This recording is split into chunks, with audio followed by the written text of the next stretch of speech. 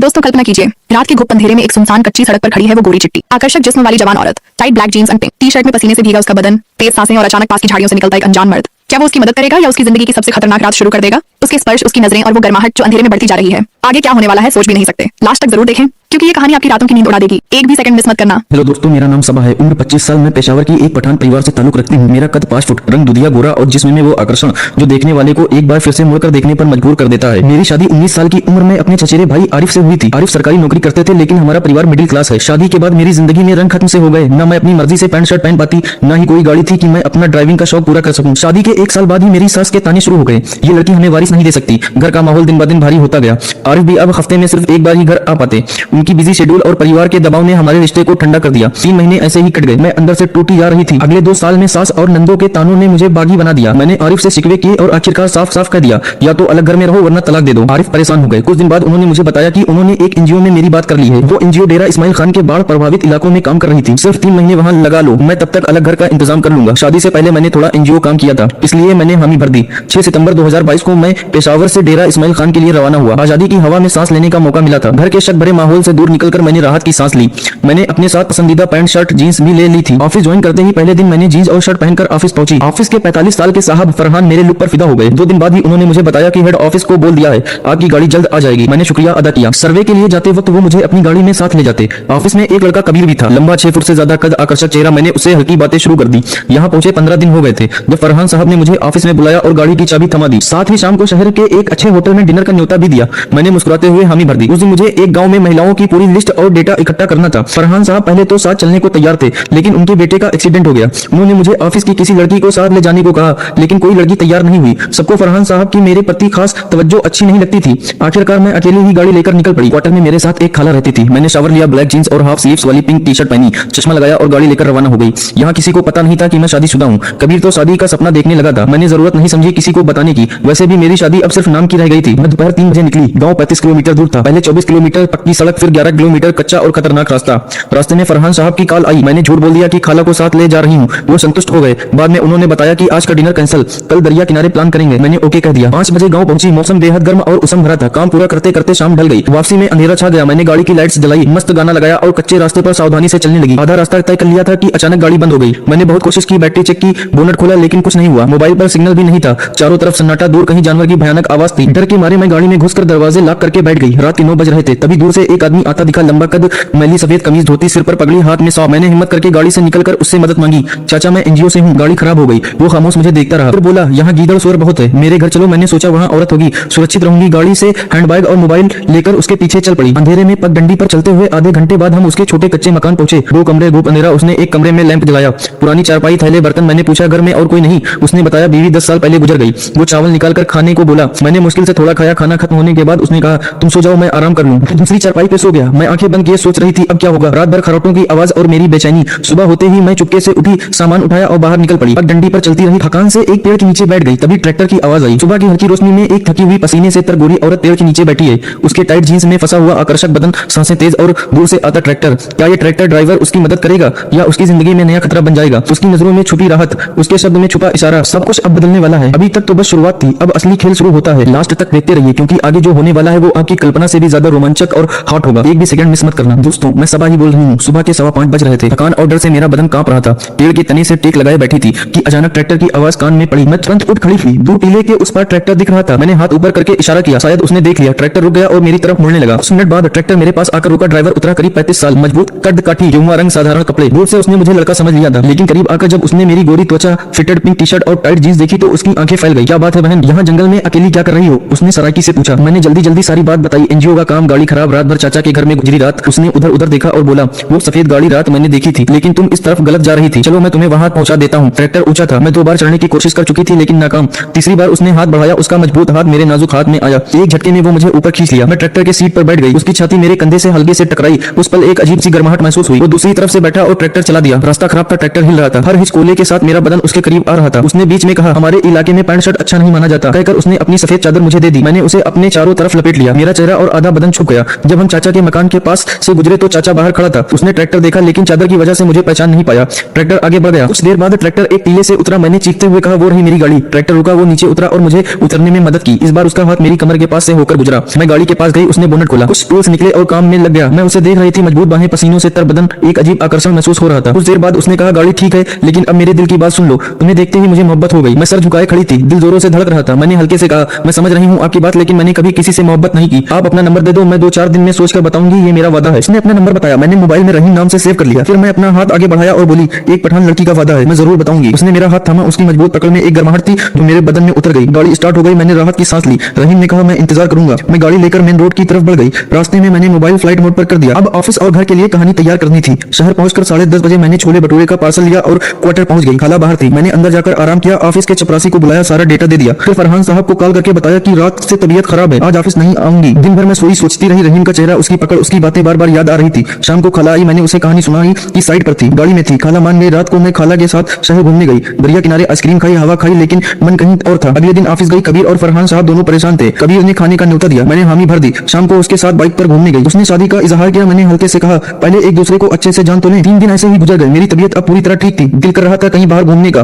फरहान साहब शाम को लेने आए। मैंने फिर टाइट पैंट शर्ट पहनी, खुशबू लगाई। गाड़ी में बैठते ही उनकी नजरें मेरे जिस्म पर घूमने लगी। उन्होंने मुझे दरिया किनारे फास्ट फूड पर ले जाकर खाना खिलाया। रास्ते में उनकी बातें, उनकी मुस्कान, सब कुछ मुझे छू रहा था, लेकिन मन में रहीम का ख्याल भी था। अगले दिन ऑफिस में बोरियत हो रही थी। मैंने फरहान साहब से कहा कि अम्मी की तबीयत खराब है, पेशावर जाना है। उन्होंने जुम्मे को गांव में डिस्ट्रीब्यूशन का काम सौंपा और कहा कि वहां से सीधे घर चली जाना। साथ ही 20,000 रुपए थमा दिए। जुम्मे को मैं तैयार हुई, बेकरी से स्नैक्स और जूस के पैकेट भर लिए। गांव पहुंचकर काम शुरू हुआ। पूरा ऑफिस स्टाफ वहां था। मैं चश्मा लगाए लिस्ट संभाले खड़ी थी। लोग लाइन में लगे थे। तभी भीड़ में एक शख्स दिखा, मजबूत कद, गेहुआ रंग। मेरी नजर उस पर अटक गई। वो रहीम था। मेरे दोस्तों, कल्पना कीजिए, गांव की भीड़ में अचानक वो शख्स सामने खड़ा हो जाए जिसने रात के अंधेरे में आपकी मदद की थी। उसकी नजर आपसे टकराए, दिल जोर से धड़के और चारों तरफ सैकड़ों लोग। क्या आप अपनी नजर चुरा पाएंगे या फिर उसकी आंखों में छुपी आग आपको खींच लेगी? पीछे तो बस मुलाकात थी, अब असली आग शुरू होने वाली है। लास्ट तक देखते रहिए, क्योंकि अब कहानी में वो मोड़ आने वाला है जो आपकी सांसें रोक देगा। एक भी पल मिस मत करना। मेरे दोस्तों, मैं सबा गांव के लोगों की भीड़ में अचानक रहीम को देखकर मेरा दिल जोर से धड़क उठा। वो भी मुझे देखकर ठिठक गया। उसकी आंखों में हैरानी और खुशी दोनों थे। मैंने जल्दी से नजरें नीचे कर ली और लिस्ट संभालते हुए दूसरी तरफ मुड़ गई, लेकिन दिल की धड़कनें रुकने का नाम नहीं ले रही थी। कुछ देर बाद जब काम थोड़ा कम हुआ तो मैंने चश्मा उतारा और पानी पीने के बहाने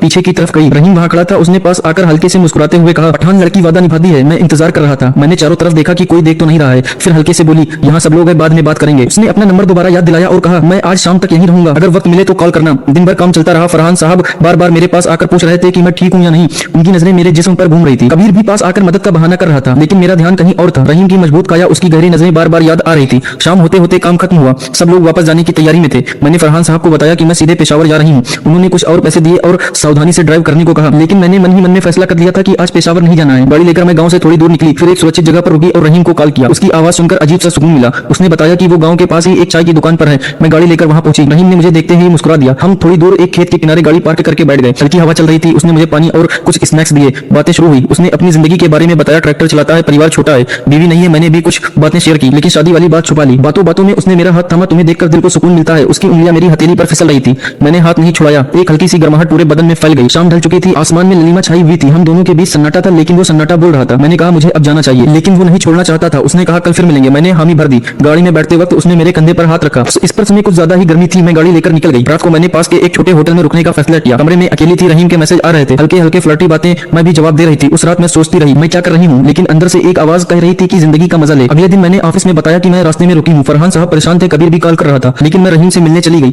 हम दरिया किनारे गए। हवा में ठंडक थी। रहीम ने मेरे बालों में हाथ फेरा। तुम बहुत खूबसूरत हो सबा। उसकी ये बात सुनकर मैं शर्मा गई। हम दोनों करीब आए। उसकी सांसें मेरे चेहरे पर पड़ रही थी। एक पल के लिए लगा जैसे समय रुक गया हो, लेकिन मैंने खुद को संभाला। अभी नहीं कहकर मैं हट गई। उस दिन हम घूमे, बात की, खाना खाया। शाम को मैं पेशावर के लिए रवाना हुई। घर पहुंचकर आरिफ और सास से मिली, लेकिन मन यहाँ नहीं था। रहीम के मैसेज आ रहे थे। मैं रात को छुपकर जवाब दे रही थी। धीरे धीरे दिन बीतने लगे। मैंने 3 महीने का काम पूरा किया, लेकिन रहीम से मुलाकातें बढ़ती गई। एक दिन वो मुझे अपने ट्रैक्टर पर घुमाने ले गया, दूर खेतों में। वहाँ कोई नहीं था। हम दोनों बैठे थे। उसने मुझे अपनी बाहों में खींच लिया। इस बार मैंने विरोध नहीं किया। उसकी मजबूत छाती से सटकर मैंने आंखें बंद कर ली। उसके हाथ मेरी पीठ पर थे। हल्की गर्माहट, तेज सांसें। वो पल जादुई था, लेकिन अचानक मेरे मन में आरिफ की याद आ गई। मैंने खुद को अलग किया। रहीम ने पूछा, क्या बात है? मैंने कुछ नहीं कहा, बस कहा समय लगेगा। पेशावर लौटकर मैंने आरिफ से अलग घर की बात फिर की। वो तैयार हो गया, लेकिन अब मेरी जिंदगी में 2 लोग थे, आरिफ और रहीम। और फरहान साहब भी पीछे पड़े थे। क्या मैं इस उलझन से निकल पाऊंगी या फिर कोई और नया ट्विस्ट इंतजार कर रहा है? मेरे दोस्तों, कल्पना कीजिए, एक औरत जो 2 रास्तों के बीच फंसी हुई है। एक तरफ उसका घर है, शादी बंधन, और दूसरी तरफ वो नई आग जो उसे रात दिन सुलगा रही है। खेतों में सटकर बैठी हुई वो पल, तेज सांसें, छुपी हुई चुमन। क्या वो खुद को रोक पाएगी या फिर ये आग उसे पूरी तरह जला देगी? अभी तो बस शुरुआती आकर्षण था, अब असली उलझन शुरू होती है। लास्ट तक देखते रहिए, क्योंकि अब कहानी में ऐसा ट्विस्ट आने वाला है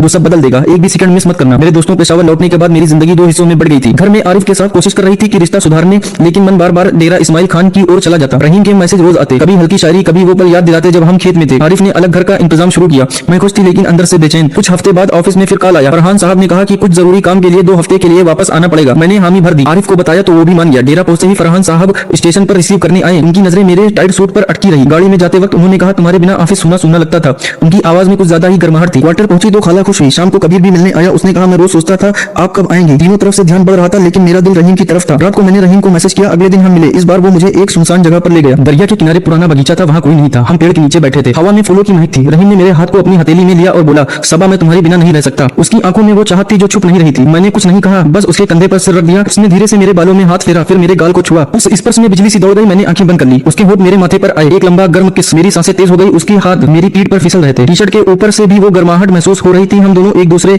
में खोते जा रहे थे, लेकिन अचानक दूर से किसी की आवाज आई। हम अलग हो गए। मैं शर्मा गई। रहीम मुस्कुराया और बोला डर मत, मैं तुम्हारा हूँ। उस दिन के बाद मुलाकातें बढ़ गई। फरहान साहब भी नोटिस कर रहे थे कि मैं अक्सर बाहर रहती हूँ। एक दिन उन्होंने पूछ ही लिया किसी से मिल रही हो क्या। मैंने टाल दिया। कभी भी पीछे पड़ा था। उसने डिनर का प्लान बनाया। मैं डर गई लेकिन पूरा समय रहीम को याद कर रही थी। एक शाम रहीम ने मुझे अपने गांव के पास ले गया। उसके छोटे से घर, वहाँ कोई नहीं था। उसने मुझे अंदर बुलाया। कमरा साफ किया हुआ था। उसने मेरे लिए चाय बनाई। बातें करते करते वो मेरे करीब आ गया। इस बार हम रुक नहीं पाए। उसने मुझे अपनी बाहों में भर लिया। उसके मजबूत शरीर से सटकर मैं कांप रही थी। उसके हाथ मेरी कमर पर, फिर नीचे टी शर्ट ऊपर उठ रही थी। मेरी सांसें भारी हो रही थी। उसकी उंगलियां मेरी त्वचा पर गर्म नर्म। हम दोनों एक दूसरे में खो गए। वो पल बेहद हॉट और भावुक था, लेकिन अंदर कहीं गिल्ट भी था। रात को क्वार्टर लौटकर मैं सोचती रही अब क्या। आरिफ को पता चला तो, या फरहान साहब को। काम के आखिरी हफ्ते में एक दिन बड़ा ट्विस्ट आया। फरहान साहब ने मुझे अपने ऑफिस में बुलाया। बोले सबा मैं तुम्हें प्यार करता हूँ, यहाँ से जॉब छोड़कर मेरे साथ रहो। मैं स्तब्ध रह गई। इसी शाम रहीम ने भी कहा कि वो मुझसे शादी करना चाहता है। अब मैं 3 आगों के बीच फंस चुकी थी, घर, ऑफिस और रहीम। क्या मैं सही रास्ता चुन पाऊंगी या फिर कोई और बड़ा खतरा इंतजार कर रहा है। मेरे दोस्तों कल्पना कीजिए, 3 अलग अलग आगों के बीच फंसी एक जवान औरत, घर का बंधन, ऑफिस का दबाव और एक गैर मुकर्रर शख्स की वो खतरनाक मोहब्बत जो रातों को नींद उड़ा रही है। किसे चुने, किससे दूर भागे, और जब सब कुछ एक साथ टूटने लगे तो क्या होगा। अभी तक तो बस उलझन थी, अब तूफान शुरू होता है। लास्ट तक देखते रहिए क्योंकि अब कहानी में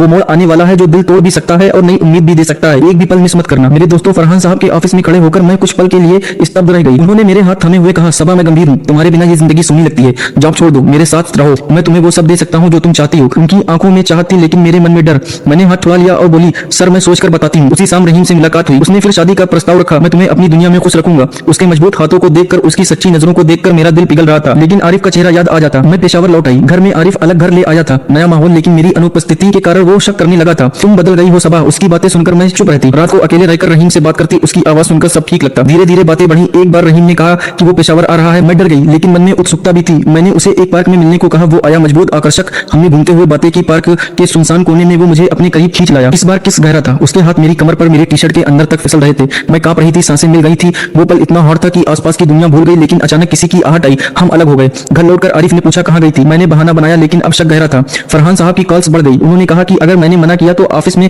मुश्किल खड़ी कर देंगे। कबीर भी नाराज था। मैंने तुम पर भरोसा किया था। एक दिन सब कुछ बिगड़ गया। आरिफ को रहीम का मैसेज दिख गया। वो गुस्से में चिल्लाया तुमने मेरे साथ धोखा किया। घर में तूफान आ गया। सास ने फिर ताने शुरू कर दिए। मैं रो पड़ी लेकिन अब पीछे हटने का वक्त नहीं था। मैंने रहीम को सब बताया। वो बोला मेरे पास आ जाओ, लेकिन मैं पठान परिवार की बेटी थी, इतना आसान नहीं था। फिर एक और ट्विस्ट आया। फरहान साहब ने ऑफिस में मेरे खिलाफ शिकायत दर्ज कर दी कि मैं काम में लापरवाही कर रही हूँ। नौकरी पर संकट आ गया। रात को मैं अकेली बैठी सोच रही थी। तीनों तरफ से दीवारें बंद होती जा रही थी।